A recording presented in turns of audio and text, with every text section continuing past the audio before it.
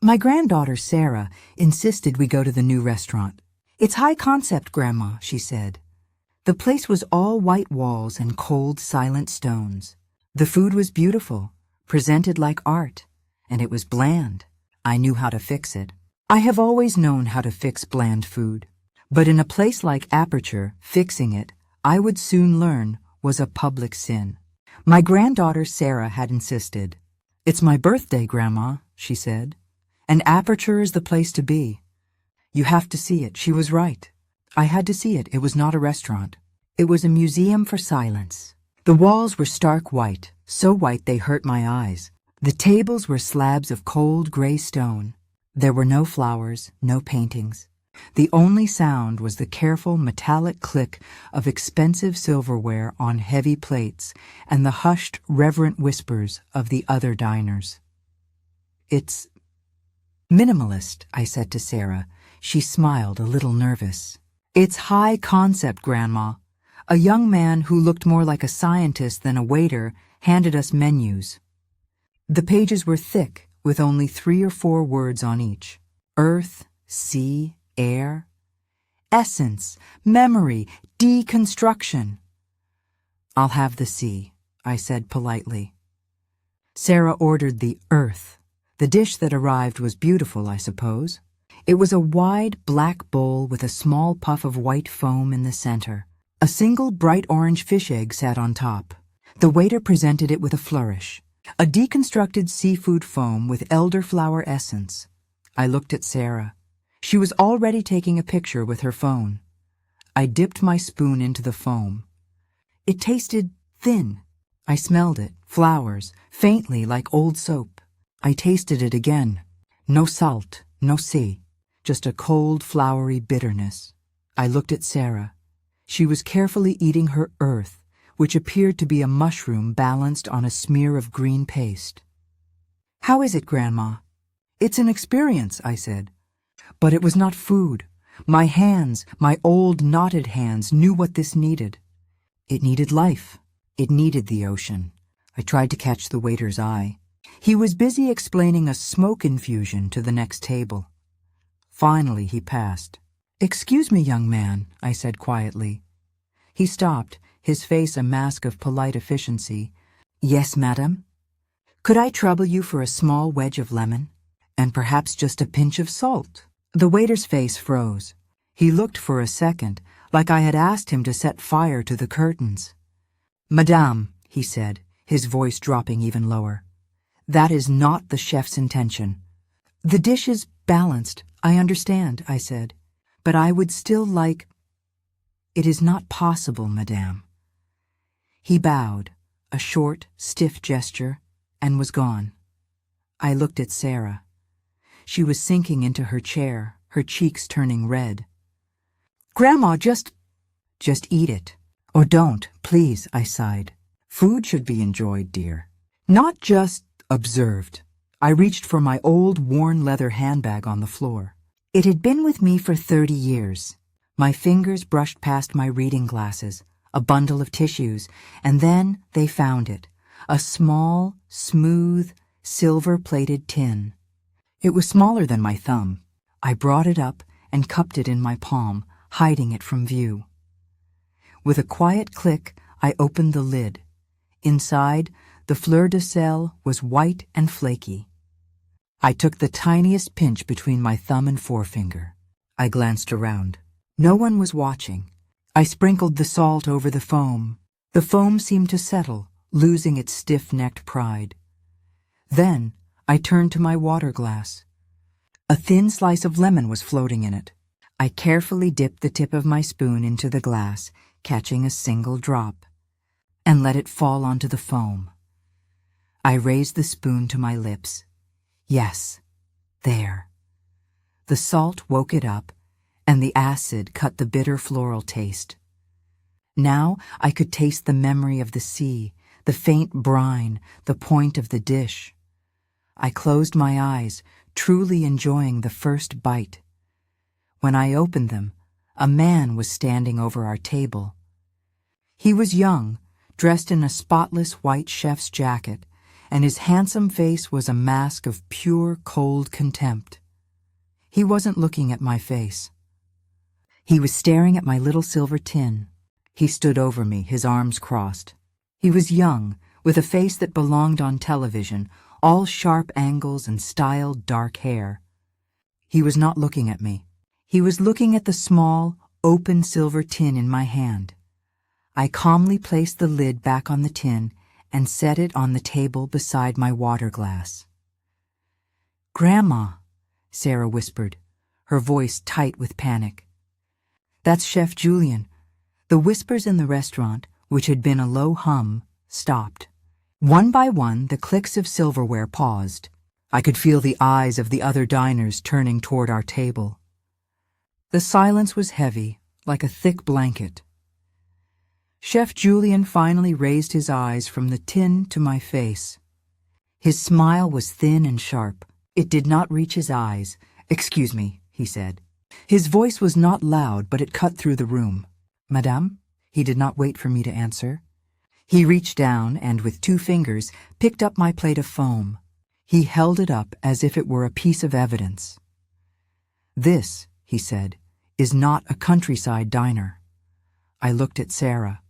Her face was pale, and she was staring at her own plate, refusing to look up. I could see her hands twisting a napkin in her lap, pulling the fabric so tight her knuckles were white. "My dishes," the chef continued, turning slightly to include the nearby tables in his speech, "are balanced. They are the result of months of research. We do not need to adjust my creations." He looked directly at my salt tin. I sat very still. I kept my hands folded on my lap. I had seen men like him before. They were always young, and they were always so sure of the small worlds they had built. He placed the plate back on the table with a loud, deliberate clack that echoed in the quiet room. "Your village cooking doesn't work here." "Grandma," he said, his voice full of mock pity, "this is fine dining." A woman at the next table covered her mouth, but I could see the smile in her eyes. Sarah looked like she wanted to disappear. I met Chef Julien's gaze. His eyes were a cold, bright blue, and they were waiting. He wanted me to be ashamed. He wanted me to argue or to cry or to apologize. He was feeding on the silence, on the humiliation he had created. I gave him none of it. I simply looked up at him, my expression patient. "It was just a little bland young man," I said. My voice was clear and it carried. "But the decor is lovely." The chef's smile vanished. I saw a muscle jump in his jaw. A dark flush crept up from the collar of his pristine white jacket. He had expected me to be a broken old woman, and I was not. My calm dismissal was a bigger insult than my salt. He opened his mouth, then closed it. He looked for just a second, completely lost. Then the mask snapped back into place. He gave a short, sharp scoff. "Enjoy your meal." He turned on his heel and stalked away. He stopped at a table of well-dressed men who were looking at him with admiration. He laughed at something one of them said, his voice suddenly loud and friendly. And the restaurant, sensing the performance was over, slowly began to breathe again. The clicks and whispers returned, but they were different. They were about us. Sarah would not look at me. She just kept staring at her lap. "Sarah," I said softly, "why did you do that?" She whispered, her voice trembling. "Why did you have to do that?" Before I could answer, the heavy front door of the restaurant opened, letting in a gust of cold night air. The entire atmosphere of the room changed in an instant. This time, it wasn't just silence. It was panic. I looked toward the entrance. The restaurant manager, a tall, thin man I had only seen gliding silently in the shadows, was suddenly very visible. He was wringing his hands and pulling at his suit jacket. The young scientist waiters were bumping into each other. Even Chef Julian, who had been holding court at the other table, snapped to attention. His head whipped toward the door, and the fake social smile on his face was replaced by a look of sharp, sudden anxiety. A man stood in the entryway. He was not young, and he was not smiling. He wore a simple dark suit that was perfectly tailored but not flashy. He was drying his face with a handkerchief. He must have run from his car in the rain. He looked tired, stern, and completely unimpressed by the white walls of aperture. Chef Julien smoothed his jacket. He ran a hand through his perfect hair and moved toward the entrance, his entire body language changing from arrogant artist to fawning servant. "Monsieur Dubois," Julien said, his voice now high and eager. "What an honor! We were not expecting you." The man, Dubois, ignored the outstretched hand. He finished drying his face, folded the handkerchief precisely, and tucked it into his breast pocket. He looked at Chef Julien as if he were a piece of furniture that was in the way. "Julien," he said. His voice was deep, and it had an authority that made the chef's voice sound thin. "I am here to eat, not to talk." Of course, Julien stammered. "A glass of champagne? We have your favorite table, right this way." Julien tried to lead him toward a secluded booth in the corner, but Dubois did not follow. He stood rooted in the center of the room, his eyes scanning the tables. He seemed annoyed, his brow furrowed as he looked over the hushed, staring diners. He was searching. His gaze swept past the table of men who had admired Julien. It passed over the woman who had smiled at my humiliation. It moved across the room, methodical and cold. I watched him. He looked like a man who had not had a good meal in a very long time. My granddaughter Sarah was still looking down, still twisting her napkin. "I just want to go home," she mumbled, her voice thick. "It's all right, dear," I whispered, patting her hand. "It's just dinner." At the sound of my voice, the critic Alain Dubois stopped his search. His head turned, his eyes locked with mine. The annoyance on his face vanished. The stern expression, it did not just soften, it collapsed. His mouth fell open slightly. His eyes went wide, filled with a look of pure, absolute disbelief. Chef Julien, still chattering, did not notice.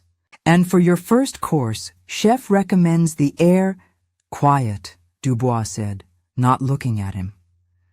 Julien stopped mid-word. Alain Dubois took one step toward our table, then another. He ignored the sputtering chef. He ignored the manager, who was rushing toward him. He walked directly, his pace quickening, as if he had just seen a ghost. He was not just walking. He was almost running. He stopped right beside my chair, breathing hard. He was staring at me as if I were the only person in the room. He stood beside my chair, breathing fast. I could see the rain on the shoulders of his dark suit. He stared at me, his eyes wide with an emotion I had not seen in many years.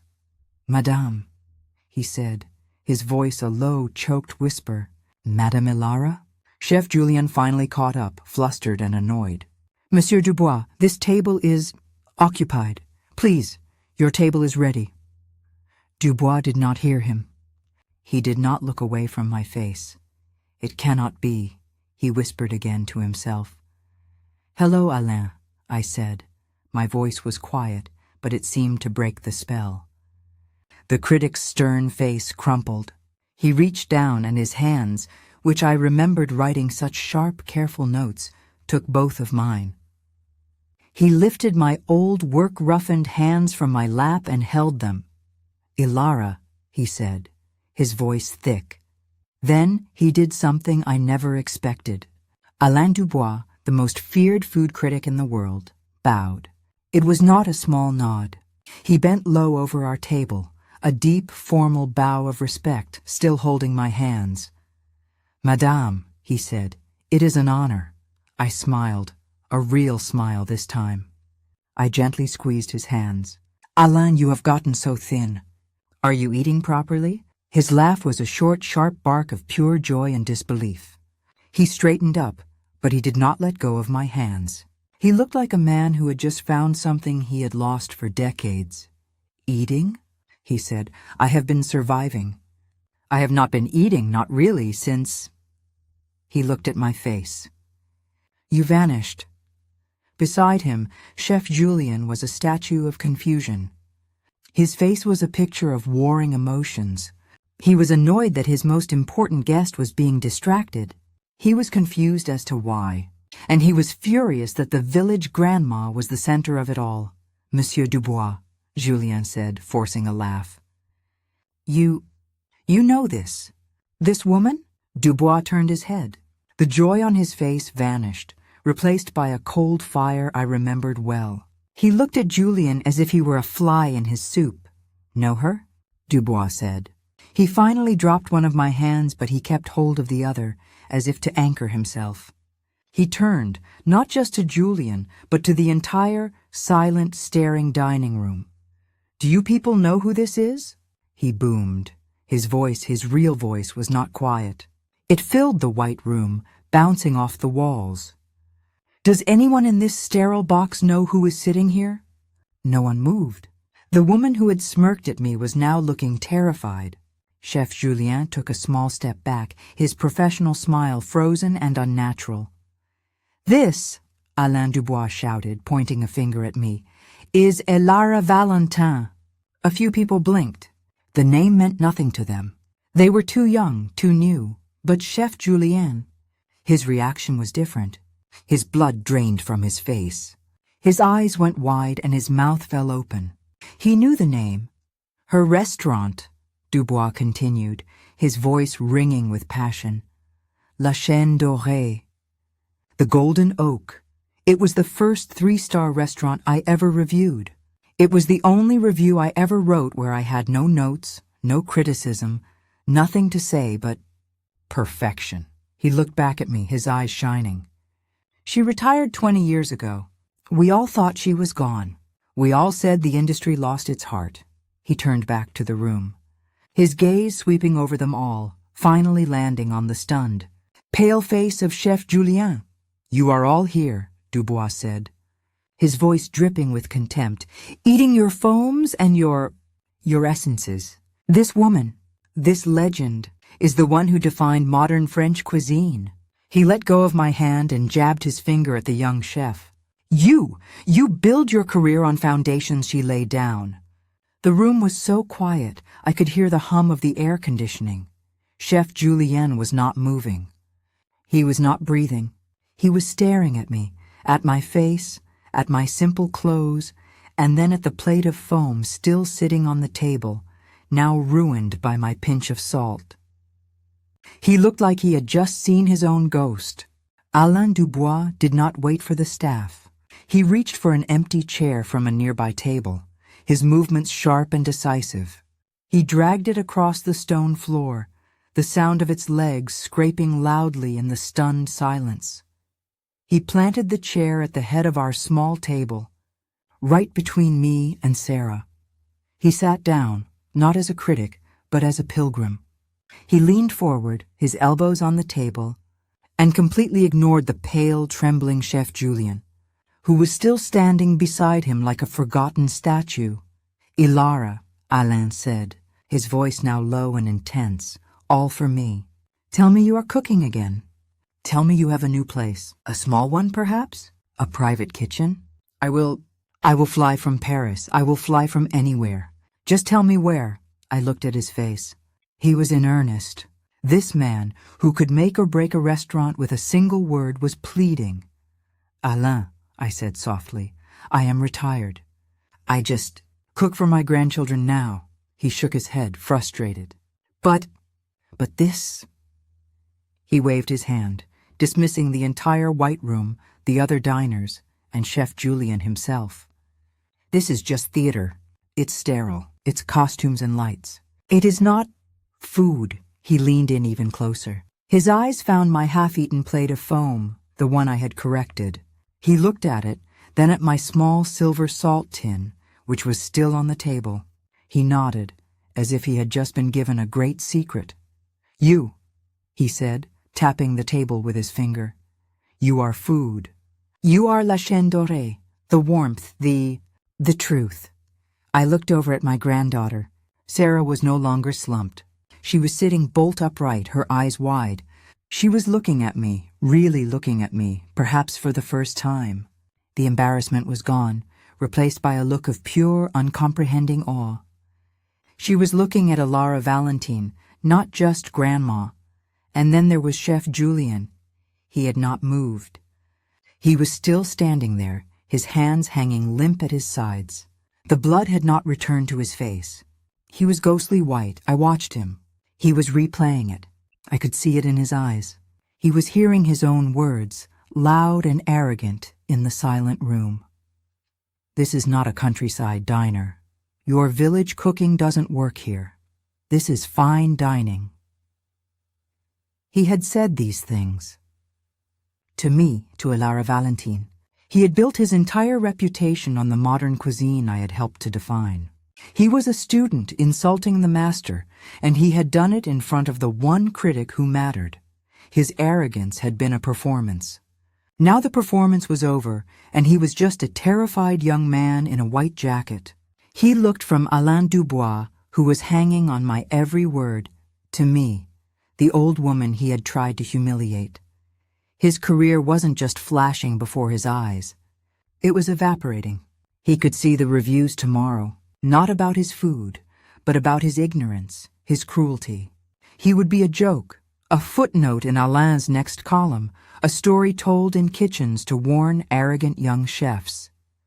He made a small sound, a little choke. Alain heard it. He turned his head slowly, as if just remembering the chef was there. He looked him up and down, his expression one of pure disgust. "Young man," Alain said, his voice flat and cold. "You are still here." Julien flinched. "Monsieur, Madame, I did not go," Alain commanded. "Bring Madame Valentine a real glass of wine. Not this elderflower nonsense. And bring her the check. On the house, of course. For her and for her family." Julien nodded, a jerky, puppet-like movement. He seemed unable to speak. And then, Alain added, turning back to me, "Leave us alone. We have 20 years to discuss." Julien turned. He did not walk. He stumbled, rushing toward the kitchen, his reputation in tatters around him. Alain turned his full attention back to me, his face softening again. "Now," he said, "tell me everything. Start with the salt. I knew it. I always said your palate was—" He stopped. He was looking at my granddaughter, who was still staring at me, her mouth open. "And who?" Alain asked, his voice full of warmth. "Is this?" I smiled and placed my hand on Sarah's. Her skin was cold. "Alain, this is my granddaughter, Sarah," I said. "It is her birthday. She is the one who insisted we come here." Alain's severe face broke into a genuine warm smile. He turned to Sarah. "A birthday! And you have the finest palate in the world sitting with you." "You, my dear, are very lucky." Sarah couldn't speak. She just nodded, her eyes impossibly wide, and managed a small, squeaking, "Hello?" Alain turned back to me, all business. 20 years, Alara, not a word. Not a letter. We all thought. Well, it doesn't matter what we thought. Why? Why did you just— Stop! I was tired, Alain, I said simply. The kitchen is a hard life. I wanted to see my grandchildren grow up. I wanted to have a garden. A garden. He threw his hands up, but he was smiling. She wanted a garden, while the rest of us were forced to eat? This! He jabbed his fork toward the sad, congealing foam on my plate. The restaurant had returned to life, but it was a different life. The whispers were no longer secretive and mocking. They were loud, excited, and punctuated by our names. Alara Valentine, at that table. Did you see his face? The golden oak. The woman who had smirked at my humiliation was now trying and failing to get a photograph of me with her phone without Alain noticing. Chef Julien did not return. Instead, the restaurant manager, the tall, nervous man, reappeared. He was followed by 2 waiters. They moved with a frantic, terrified energy. "Madame Valentine," the manager said, his voice trembling.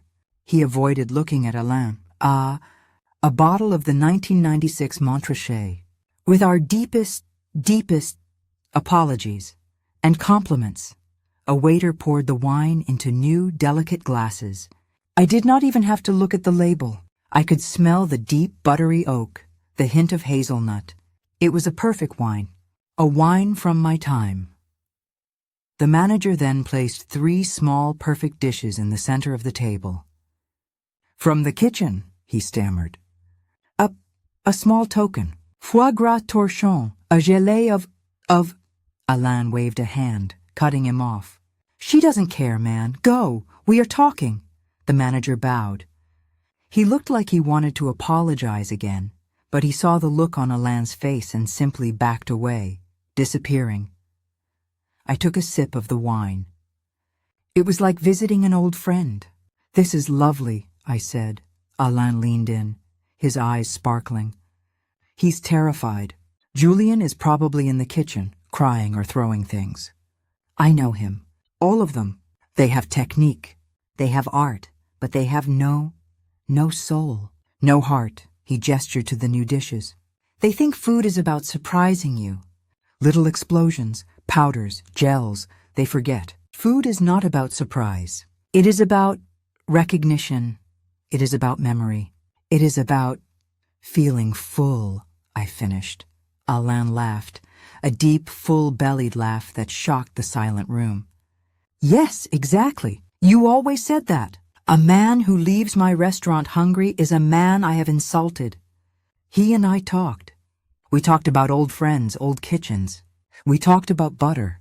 We talked about the first time he came to La Chaîne Dorée, a young, skinny critic with a notebook, and how I had sent him back a steak 3 times until it was perfect. Sarah sat between us, her head turning back and forth as if watching a tennis match. She was listening, and she was learning who I was. After a long time, Alain's mood shifted. The laughter faded, and he became serious again. He leaned in so close that I could smell the rain on his suit. "Alara," he said, his voice very low. "I am serious. I am writing my column for this week tonight. My deadline is midnight." He paused, looking around the room. "It was supposed to be about this," he said, waving his hand at the white walls of aperture. "It was going to be a adequate review. 2 stars, maybe. He cooks well, but he has no heart, as I said." He locked his eyes on mine. "But now, it is not about this place. It is about you. It is about the return of Alara Valentin." He took a sip of his wine. "I can destroy him, Alara," he whispered. "I can write a story that will close this restaurant in a month. I can tell the world what he said to you. The arrogance, the ignorance." He put his hand over mine, the same way I had put my hand on Sarah's. "Or," he continued, "I can write another story. A story about rediscovery, about how the heart of French cooking was found again, hiding in plain sight. He gave me the power. He humiliated you. He humiliated your family. What do you want me to say?" I held the wine glass, letting the warmth of my hand pass into the cool liquid. I looked at Alain. His eyes were sharp, waiting. He had offered me a weapon. He was the most powerful critic in the world, and he was offering to destroy a man for me. My gaze drifted from Alain's intense face. I looked past the empty chairs and hushed tables. Across the dining room, the door to the kitchen was propped open just a few inches. In that gap, I could see a flash of white. Chef Julian was standing there half-hidden, watching us. He was not stalking or preening. He was just watching. He looked small. I thought about his words. Village cooking. He was young. He thought he had invented everything. He thought respect was something you demanded, not something you earned. I turned my head and looked at Sarah. She was watching me, her expression full of wonder and a little bit of fear. She was waiting to see what the legend, her grandmother, would do next. I turned back to Alain and gently pushed his hand off of mine. "You will not write about this young man," I said. My voice was not angry. It was simply clear. Alain frowned. "Alara, he humiliated you. He insulted you. He insulted La Chaîne Dorée. He is a boy," I said. A very arrogant, very foolish boy. But he is not important. He is important, Alain argued, his voice rising in a whisper. He is part of the problem. This theater? This is what's wrong with food. No, I said, and I held up a hand. He stopped talking. You will not write about him. Because if you write about him, you make him important. You make him a victim. You make this insult the story. I leaned in. The story, Alain. The story is that you and I shared a glass of wine. The story is that you remembered an old friend. The story is about good food, not about bad manners. Alain searched my face, looking for a sign of weakness, for a hint that I was just being polite. He found none. He found only a Lara Valentine. He let out a long, slow breath. The fire in his eyes dimmed, replaced by that old familiar respect. He nodded once. You are right. Of course you are right. To mention him would be to lower the story. To lower you, he picked up his glass. So I will write about memory. I will write about La Chaîne Dorée. I will write about the hope of a return. You will write what you must, Alain, I said. But you will leave this restaurant and this young man out of it. He has learned his lesson. We do not need to teach him again. Alain raised his glass to me. To a Lara Valentine. Still the master. We finished our wine. The manager, still pale, rushed over with the bill, already signed on the house. Alain helped me with my coat, a gesture of old-world politeness I had not seen in years. We stood up. The entire restaurant watched us. Alain held my arm on one side. Sarah, her face glowing with a new fierce pride, took my other arm. We began to walk out. As we passed the kitchen, I paused. The door was still open a crack. I could see Chef Julien's eye, white and terrified, watching me. He was frozen, waiting for the final blow, for me to say something, to curse him. I just met his gaze. I held it for one long second. Then I turned, and we walked out the front door, leaving him alone in his cold, white room. The night air was fresh and cool, washing the sterile restaurant smell from my clothes. Sarah was bubbling with questions, her voice high and happy. Grandma, why did you never tell us? A 3-star restaurant? The Golden Oak? Alain laughed, hailing a cab for us. Your grandmother, young lady, is a secret. The best kind. He opened the car door for me. Before I got in, he took my hand one last time. Lara, it was a good meal. The best I have had in 20 years. It was just a glass of wine, Alain, I said. No, he said, his eyes serious. It was not. I got into the cab and Sarah slid in beside me. As the car pulled away, I looked back. Alain was standing on the curb, watching me go. Sarah was still vibrating with excitement. I cannot believe that guy's face. Chef Julien. I just smiled. I felt calm. I felt full. I looked at my granddaughter, her face bright in the passing street lights. Then, just as the plan had said, I winked.